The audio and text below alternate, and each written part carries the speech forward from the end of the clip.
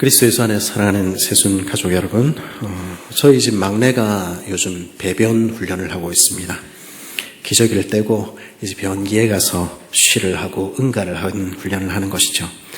우리 새순 어린이집 선생님들이 한참을 수고해서 겨우 질을 들여놨는데 한 두어 주 이렇게 휴가 간다고 해놨더니 다시 도로 돌아갔습니다. 그래서 옷에 쉬를 하기도 하고 때로는 팬티에 응가를 하고는 자기 잘했다고 실룩실룩 춤을 추기도 합니다. 더 이상 왜 기저귀에 쉬를 해서는 안 되는가? 왜 변기에 꼭 응가를 해야 되는가? 이 심오한 질문에 대해서 저희 아이에게 대답을 해줄 말이 없더라고요. 그래서 AI에게 물어봤습니다. 대답을 참 잘해주더라고요. 기저귀에 쉬나 응가를 하고 시간이 오래되면 세균이 번식할 수 있는 환경이 조성되어 피부 발진, 감염 등 위생과 건강 문제를 초래할 수 있으므로 배변 훈련을 통해 이러한 위험을 줄여야 한다. 배변 훈련은 아동의 근육 조절과 배변 신호를 인식하고 반응하는 능력을 키워주고 스스로 화장실을 사용함으로써 자립심과 독립심을 키울 수 있고 이는 자존감 형성에 긍정적인 영향을 미친다. 학교와 공공생활에서 사회적 규범을 준수하고 잘 적응하는 법을 배우게 되며 기저귀 사용을 줄임으로써 비용을 절감할 뿐 아니라 환경을 보호하게 되고 찝찝한 기저귀를 벗어남으로써 편안함을 느끼고 스스로 관리하는 법도 배우게 된다. 정말 명쾌하게 대답을 해주더라고요. 하지만 이 명쾌한 대답은 우리한테나 명쾌한 대답입니다. 그렇죠? 제가 저희 집 막내를 앉혀놓고 제가 이 대답을 들려준다고 해서 너는 이러니까 기저귀를 떼야 된다 말한다고 해서 걔가 이해를 하겠습니까? 천만에. 설령 그 아이가 놀랍도록 똑똑해서 아하 하고 이해를 한다고 해도 그렇게 됩니까? 그렇게 되지 않는 것입니다. 그렇게 유치원 선생님들은 어떻게 합니까? 눈높이에 맞추어서 단순하게 설명을 하고 직접 몸으로 실천해 가서 스텝 바이 스텝으로 그렇게 그 이유를 발견해 가도록 하는 것이죠. 근데 오늘 말씀을 보면서 저는 우리도 그런 것 아닐까 이런 생각하게 됐습니다. 우리는 스스로가 다 컸다 생각을 하지만 우리는 하나님을 닮은 거룩한 백성이 되었다 생각을 하지만 하나님 보시기에는 그렇지 않을 수 있겠다 하는 생각하게 됐습니다. 거룩도 그래서 하나님 그렇게 훈련하시는 것 아닌가 하는 생각하게 된 것이죠. 사실 무엇이 거룩이고 무엇이 거룩하지 않은 것인지 우리는 알지 못합니다.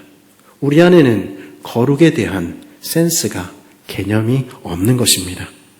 하나님께서 가르치시려고 하는 것이 거룩이 셰익스피어의 소넷 같은 위대한 것이라면 우리는 A, B, C도 모르는 것입니다. 하나님은 거룩의 개념조차 없는 우리에게 어떻게 거룩을 가르치셔야 될까요? 더 나아가서 우리가 어떻게 거룩한 삶 사는 하나님을 닮은 사람들 되게 만드실 수 있을까요? 그것을 위해서 하나님께서는 율법을 주신 것입니다. 율법을 통해서 A, B, C를 배워가며 거룩의 개념부터 몸으로 체득해 가도록 하시는 것입니다. 그래서 바울은 율법을 우리의 몽학 선생, 우리말로 요즘 말로 하면은 어린이집 선생님이라고 부르기도 하는 것입니다. 그래서 거룩에 대해서 우리에게 알게 해주는 것이죠. 오늘 말씀에서 사실 우리가 이해하기 힘든 여러 가지 명령들을 만나게 됩니다. 대표적인 것이 오늘 4절부터 등장하는 음식 규정이지요. 너희가 먹을 만한 짐승은 이러하니. 이렇게 시작되는 명령에 따르면 우리는 소고기, 양고기, 염소나 사슴고기는 먹을 수 있지만은 제 후배가 좋아하는 토끼 장조림 먹을 수 없습니다. 더욱이 돼지고기 삼겹살 안 되는 것이죠. 8절에서 하나님 분명히 이야기하고 있지 않습니까? 돼지는 구분 갈라졌으나 새김질을 못하므로 너희에게 부정하니 너희는 이런 것에 고기를 먹지 말 것이며 그 사체도 만지지 말 것이니라. 돼지고기를 먹지 못할 뿐 아니라 고기 만지지도 마라 이렇게 말씀하는 것처럼 보이는 것입니다. 굽이 갈라지지 않았고 되새김질을 못한다. 그 이유 때문이라는 것이죠. 이것은 비단 고기에만 해당하는 것은 아닙니다. 9절부터 이어지는 물속에 사는 것들의 경우도 마찬가지지요.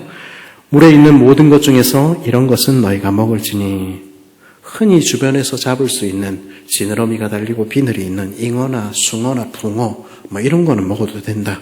하지만 여름철에 좋은 장어나 우리 좋아하는 홍어, 상어 이런 거는 안 된다는 것이죠.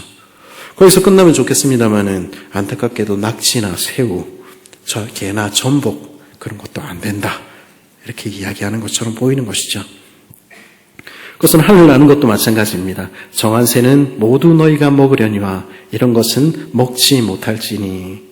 새 중에서도 흔한 비둘기나 뭐 이런 거는 먹을 수 있지만은 독수리나 타조, 황새나 박쥐, 메뚜기 종류를 제외한 거미나 애벌레 같은 거 먹지 못하도록 되어 있는 것입니다. 사실 이런 명령에 대한 하나님의 마음을 우리 이해하는 거 쉽지가 않습니다. 굽이 갈라지지 않고 새김질을 못하는 게 왜 문제가 되는지, 비늘이 없고 지느러미 없다고 왜 그게 내가 못 먹을 이유가 되는지 우리는 이해할 수 없는 것이죠. 심지어 새의 경우는 그 이유도 설명해 주지 않습니다. 이런 새는 그냥 먹지 마 이렇게 말씀하시는 것입니다. 왜 그거 먹지 말아야 되지? 그거 먹는다고 큰일 생기나? 우리 그런 의문 갖게 되는 것이죠. 성경에 쓰여 있으니까 이게 하나님의 말씀이긴 할 텐데 어떤 것은 정결하고 다른 말로 거룩하고 어떤 것은 부정한지 우리 기준으로는 이해조차 가지 않는 것입니다. 그러면 어떻게 해야 됩니까? 한 가지 방법은요, 묻지도 따지지도 않고 그냥 시키는 대로 지키는 것입니다. 과거에도 그리고 지금도 정통파 유대인들 그리고 무슬림들은 그렇게 하죠. 우리 무슬림들의 할랄 푸드는 비교적 잘 알려져 있습니다. 서울의 이태원이나 강남 등지에서는 무슬림들 말고도 일반 사람들도 이거 믿을 만한 음식점이다 생각해서 자주 찾곤 합니다. 하지만 아라비아의 전통에 따라서 성경이 금지한 낙타까지도 허용하는 것이 무슬림들의 할랄 푸드라면 그보다 더욱더 엄격히 구약의 음식법을 지키는 것이 유대인들의 코셔 푸드입니다.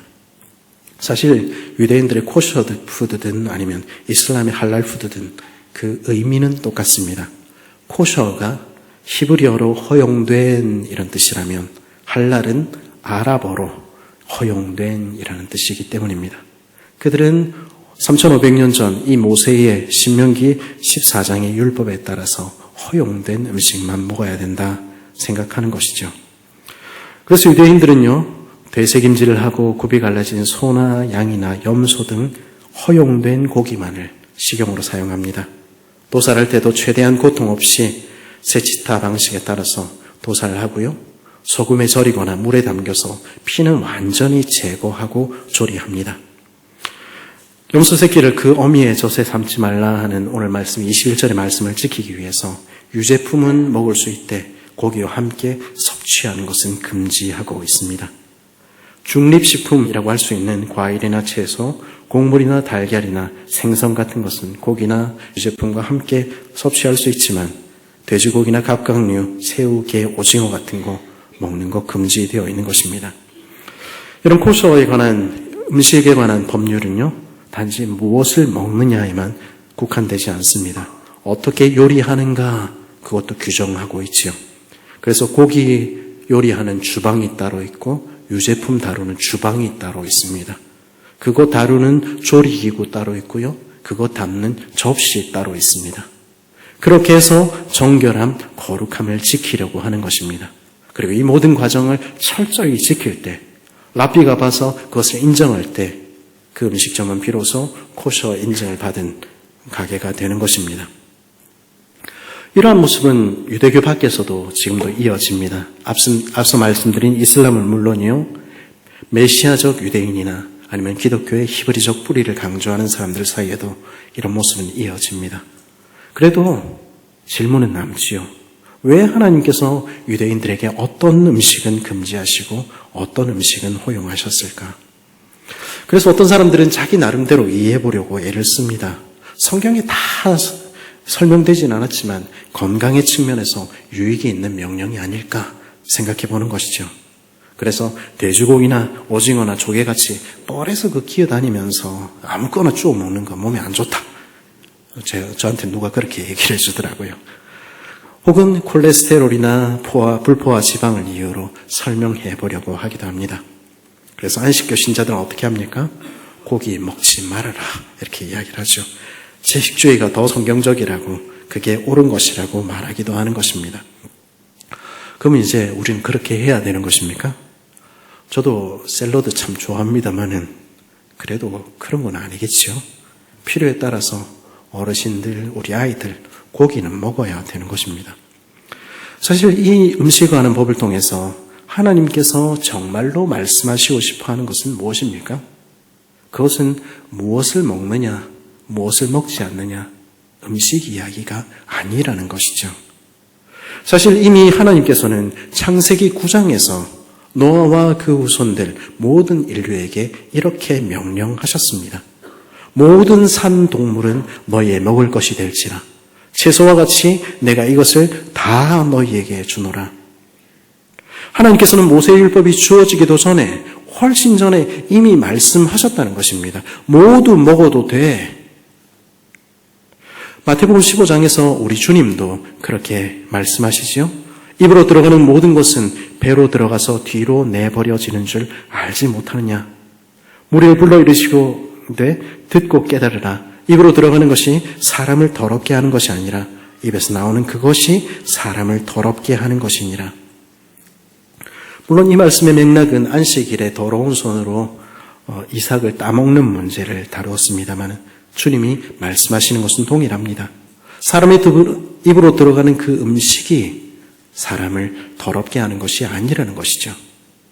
그리고 사도들은 사도행전 10장과 15장에서 이 주님의 말씀을 받아서 모든 음식을 먹을 수 있다, 이미 결론 내렸던 것입니다.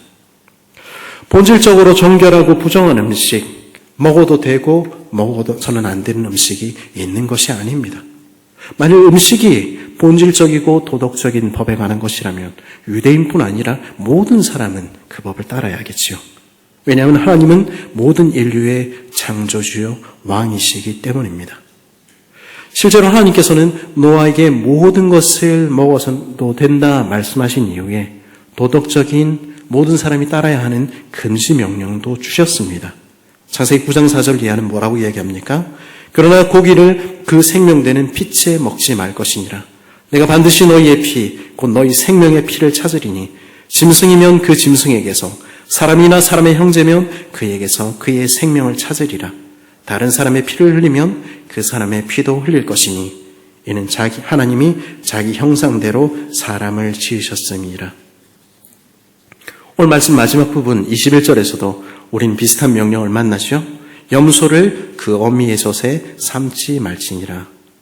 이 명령들은요, 모든 사람이 따라야 할 도덕법인 성격을 포함하고 있는 것입니다. 무엇입니까? 생명은 하나님께 속했으니 생명을 귀히 여겨야 된다. 하나님 말씀하시는 것입니다. 짐승이라 할지라도 잔인하게 대해서는 안 된다. 염소의 젖도 먹을 수 있고 그 새끼도 먹을 수 있다. 우리는 다른 피조물의 생명을 먹음으로써 우리 삶을 유지하는 존재들이다. 그거 하나님께서 우리에게 허락하신 것이다. 그러나 그렇다고 해서 내 유익을 위해서, 네 입의 만족을 위해서 고통을 주고 잔인하게 대하는 거 하지 말아야 된다 말씀하시는 것입니다. 우리는 동물이라 하더라도 그 생명을 중히 여기며 잔인하게 대하지 말아야 한다는 이 명령을 중히 여겨야만 합니다. 오래전에 살아있는 원숭이의 뇌를 그대로 먹곤 했었지 않습니까? 지금도 송아지를 태어날 때부터 케이지에 넣어서 키우고 단 한 번도 태양을 바라보지 못한 채 살이 찌도록 사육해서 그대로 컨베이어 벨트에 태워서 공장에서 스테이크로 처리하는 그런 일들 일어나고 있지 않습니까? 하나님이 기뻐하시는 바가 아닌 것입니다. 동물을 지나치게 대하는 것도 문제이지만은 고통을 느끼는 존재를 잔인하게 대하는 것은 결코 하나님이 기뻐하시는 바가 아닌 것입니다. 동물을 학대할 수 있는 인간은 동시에 인간도 학대할 수 있는 것입니다. 하나님은 우리에게 인간을 존중하고 사랑하며 그뿐 아니라 동물을 포함한 모든 피조세계를 아끼고 가꾸도록 명령하신 것입니다. 그것은 인류 모두가 따라야 할 명령이지요. 그런데요, 오늘 우리에게 말씀하시는 이 음식법의 문제는 무엇을 먹을까, 무엇을 먹지 말아야 할까, 이 문제는 그런 문제는 아니라는 것입니다. 하나님은요, 이 법을 모든 사람에게 요구하시지 않았습니다. 이스라엘에게 요구하셨죠. 그러면 이 명령은 오늘날 우리와 관계없는 명령입니까? 그렇지 않습니다. 그러면 어떻게 이해해야 하는 것입니까? 오늘 주어지는 신명기 14장의 이 율법은 사실 이미 하나님의 백성이 된 이들에게 주어진 명령입니다. 그럼 하나님 왜 이런 명령 주셨습니까? 그들의 교육을 위해서 주신 것입니다. 하나님께서 이미 택하시고 하나님께서 이미 구원하신 하나님의 백성들에 대해서 진짜 거룩이 무엇인지에 대해서 진짜 구별됨이 무엇인지에 대해서 하나님을 닮은 삶이 무엇인지에 대해서 알려주시기 위해서 실제로 몸으로 해보도록 하신 것입니다. 이런 하나님의 명령을 생각할 때 우리가 언제나 잊지 말아야 할 것이 있습니다. 그것은 하나님의 율법은 기본적으로 하나님이 자기 자녀들을 위해서 주신 법이라는 것입니다. 언제나 하나님의 은혜는 율법에 앞서 있는 것입니다. 하나님은 물으시는 것입니다. 너는 네가 누구인지 기억하고 있니? 오늘 말씀 1절은 어떤 말로 시작합니까? 너희는 너희 하나님 여호와의 자녀이니. 2절도 21절도 같은 말씀하지요. 너는 내 하나님 여호와의 성민이라. 여호와께서 지상 만민 중에서 너를 택하여 자기 기업의 백성으로 삼으셨느니라. 우리가 누구라는 것입니까? 우리는 하나님의 자녀, 하나님께 거룩한 백성, 온 세상 가운데 택하셔서 가장 귀한 보물로 가장 소중히 여기시는 그런 존재라는 것입니다. 그것이 먼저라는 것이죠. 그리고 하나님께서는 그 사랑하는 자녀들에게 이제 말씀하시는 것입니다. 너희는 세상과 다른 이들이야. 너는 세상과 다르게 살아야 할 사람들 아니니? 주석가들은요, 이 음식법에서 정결한 음식과 부정한 음식은 사실 각각 이스라엘과 다른 이방 민족들을 상징한다고 말합니다. 우리는 특별히 돼지가 이방인의 상징으로 사용되었다는 것 알고 있지요? 여기 허용되지 않은 음식, 짐승 모두는 사실 이방을 상징하는 것입니다. 하나님께서는 그 수많은 모든 짐승 중에서 몇 가지를 택하셨듯이 하나님께서는 세상 모든 민족 중에서 이스라엘을 선택하셨다는 것입니다. 그리고 우리를 자녀 삼으셨다는 것이죠. 이 선택과 관련해서 수없이 반복하고 반복해도 지나치지 않는 것이 있습니다. 그것은 이 선택은 우리의 공로가 아니라는 것입니다. 우린 때로는 하나님이 우리를 택하셨다는 사실에서 그러면 우리가 어떻게 하나님을 닮아 살아가야 할까 생각하기보다는 스스로를 특별한 존재로 여기며 다른 사람들을 낮추어 보기도 합니다. 우리 흔히 그런 말 하죠. 저 세상 사람들은. 마치 이 음식법을 지키던 유대인들이 이방인들을 얕잡아 보았듯이 우리 그렇게 하기도 하는 것입니다. 그러면 곰곰이 생각해 보십시오. 소가 돼지보다 더 깨끗합니까? 그렇지 않은 것입니다. 잉어가 장어보다 더 거룩합니까? 그렇지 않은 것입니다. 더 특별하거나 더 나아서가 아닙니다. 그저 하나님께서 택하신 것이죠. 이스라엘도 교회도 아니 저와 여러분도 마찬가지입니다. 우리가 세상보다 더 나아서 조금이라도 더 나아서 하나님께서 우리를 택하셨습니까? 그렇지 않습니다. 창세전에 택하셨다 하는 말씀은 우리에게 아무 공로가 있기 전에 우리가 어떤 도덕적인 일도 하기 전에 하나님께서 우리를 택하셨다 하는 이야기입니다. 거룩해서 우리를 부르셨습니까? 그렇지 않습니다. 오직 하나님의 은혜 때문에 그분의 주권적인 은혜로 우리를 택하신 것입니다. 그렇게 은혜로 우리를 하나님의 자녀 삼으신 하나님께서는 이제는 우리가 정말로 하나님께 거룩한 백성, 온 세상 가운데 가장 귀한 보물답게 되기를 원하시는 것입니다.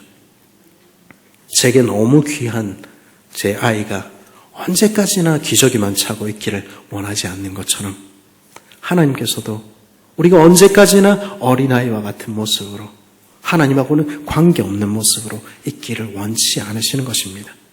우리가 자라기를 하나님 간절히 원하시는 것입니다. 그래서 가르치시는 것이죠. 하나님께서는 오늘 이 음식법을 통해서 그리고 그 앞에 나오는 장례법을 통해서 우리에게 가르치시는 것입니다. 네 삶의 모든 영역은 나와 관계가 있어.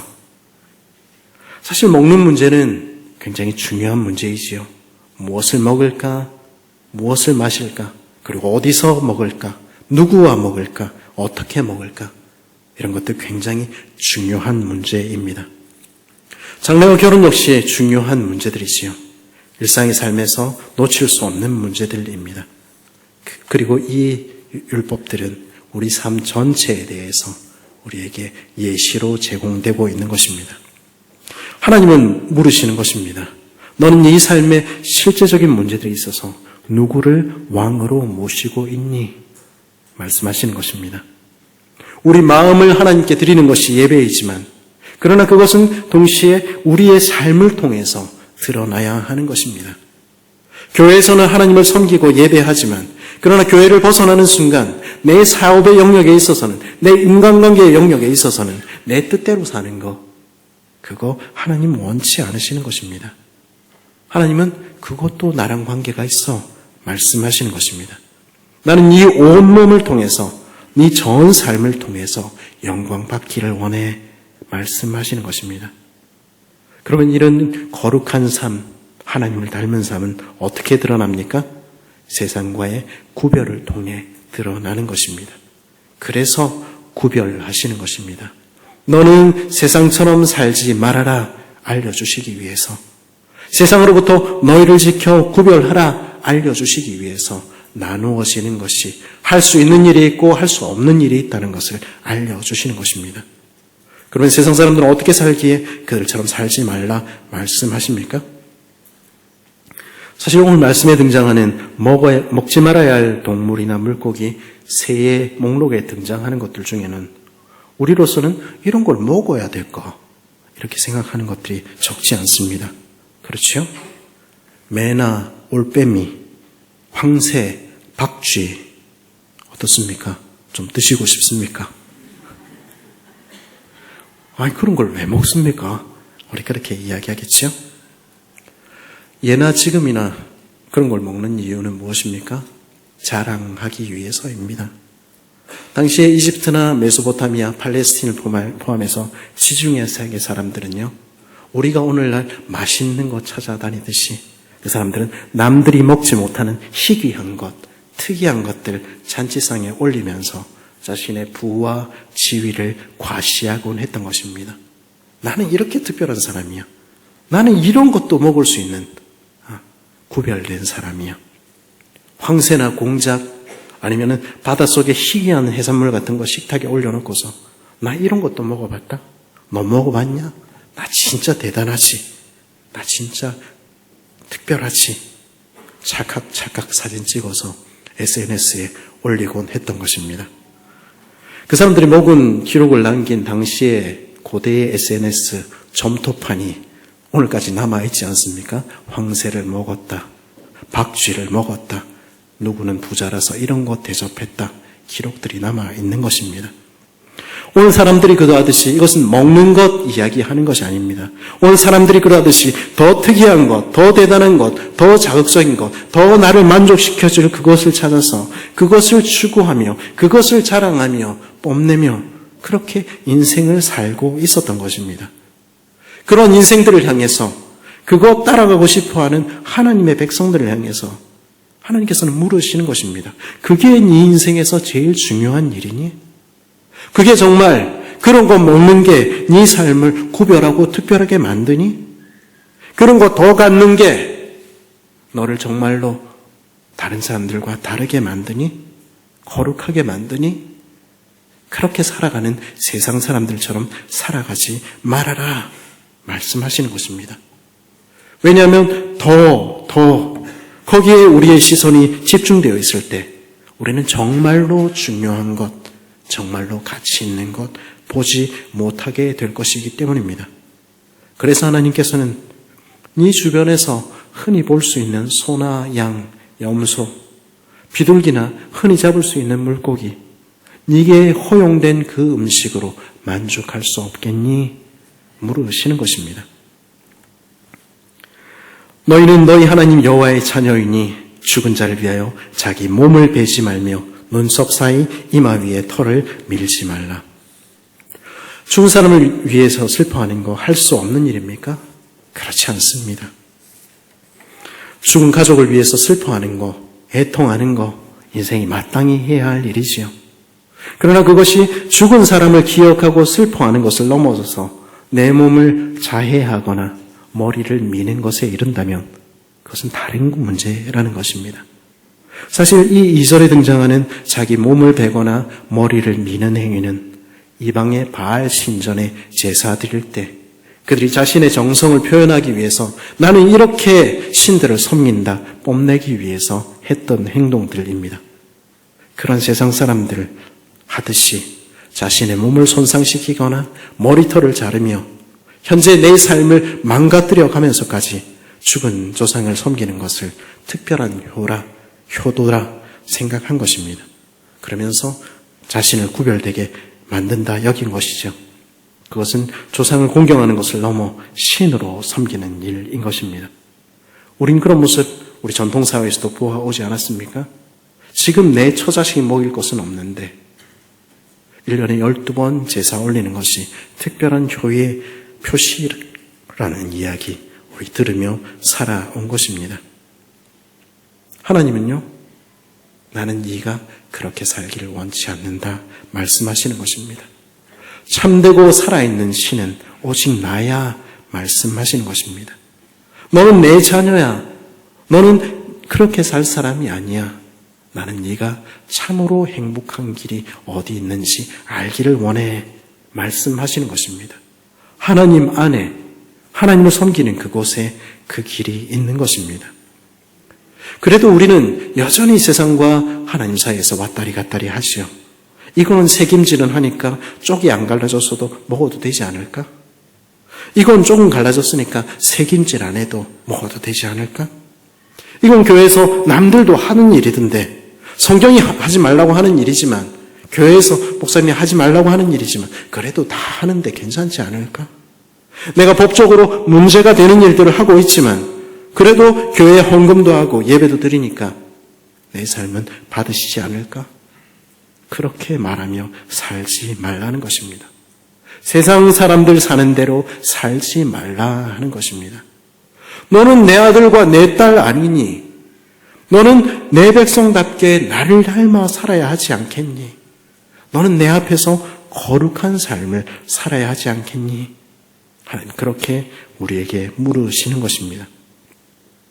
거룩은요, 단지 죄가 되는 것을 하지 않는 것, 법적으로 문제가 되지 않는 되는 것을 하지 않는 것 말하는 것이 아닙니다. 거룩은 마땅히 행할 그 이상의 것을 사는 삶입니다. 내가 마땅히 모든 것을 누릴 수 있으나 주를 위해서 참는 것. 내가 마땅히 아무거나 먹을 수 있고 내 삶을 마음대로 즐길 수 있고 내가 하고 싶은 것 무엇이든 할 수 있지만 내 이웃을 위해서 사는 것. 그것이 거룩한 삶, 주님을 닮은 삶이라는 것입니다. 우리는 그런 삶 살기를 소원하고 있습니까? 구별은요, 나의 특별함을 드러내고 나의 잘남을 자랑하기 위함이 아닙니다.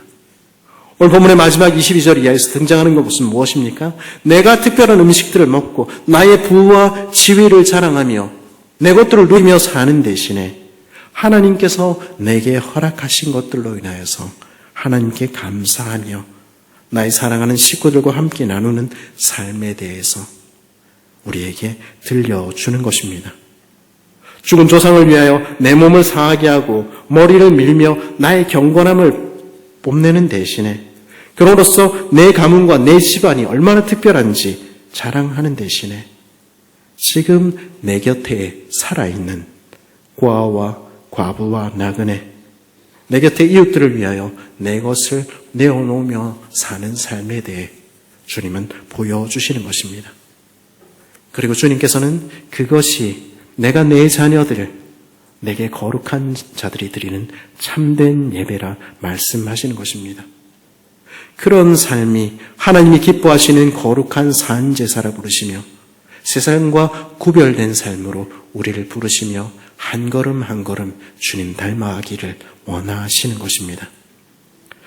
그리스도에서 안에 사랑하는 새순 가족 여러분, 우리는 참된 거룩이 무엇인지 알고 있습니까? 무엇이 구별된 삶인지 알고 있습니까? 우리가 살핀 명령은 단지 제사에 관한 법이나 음식에 대한 말씀이 아닙니다.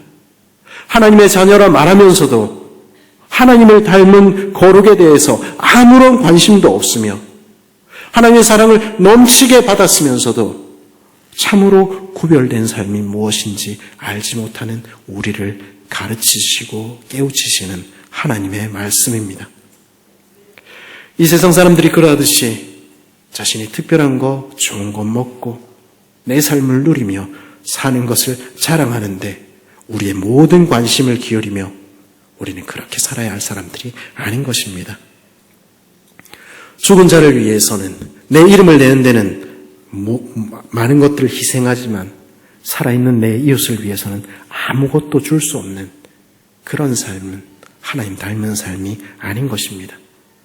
그러면서도 교회에서 예배드리는 것으로 기독교적인 말과 문화에 익숙한 것으로 내가 어떤 직분이나 지위를 가진 것으로 만족하며 사는 것, 주님은 원치 않으시는 것입니다. 하나님은 하나님을 기쁘시게 하기 위해서 우리 삶 전체를 드리는 거룩한 산제사로 그 예배로 우리를 초청하십니다. 자신만을 위하는 세상 속에서 자신의 삶을 들여서 그 이웃을 섬기는 참으로 구별된 삶으로 우리를 부르고 계시는 것입니다. 왜냐하면 그 모습을 통해서 온 세상이 그 모습을 볼 때 주께 돌아올 것이기 때문입니다. 그래야 마침내 우리 삶을 통해서 아버지의 뜻이 이루어질 것이기 때문입니다. 하나님은 그러기에 우리를 향해서 거룩하라고 구별되라고 말씀하시는 것입니다. 그 거룩한 부름 앞에 아멘으로 화답하며 나아가는 복된 저와 여러분 되기를 간절히 바랍니다.